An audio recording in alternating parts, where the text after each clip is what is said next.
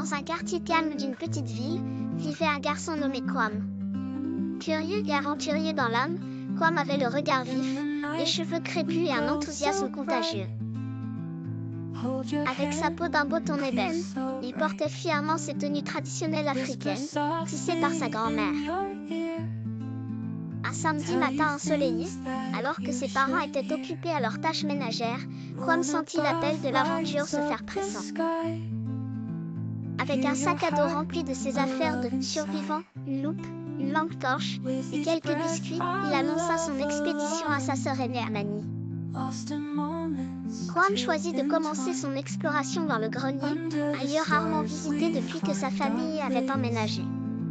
En montant les marches grinçantes, il se rappela les histoires racontées par son grand-père, un griot respecté du village qui vivait autrefois là-bas.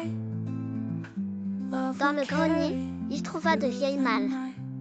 Avec précaution, il ouvrit la première et découvrit une collection incroyable de tissus colorés, des paniers batiks aux motifs chatoyants.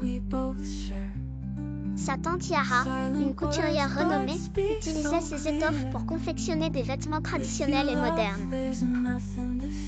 Poussant plus loin son exploration, Kwam dénicha une boîte en bois ornée de sculptures.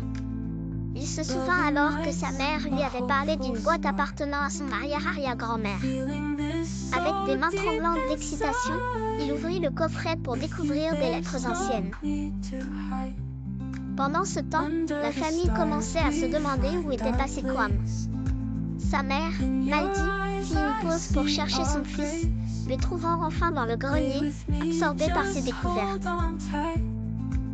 Touchée par son enthousiasme et respectueuse de ses trouvailles, elle s'assit avec lui pour lire les lettres ensemble. Ce jour-là, le grenier devint non seulement un endroit rempli de curiosités, mais un lieu de connexion familiale et culturelle.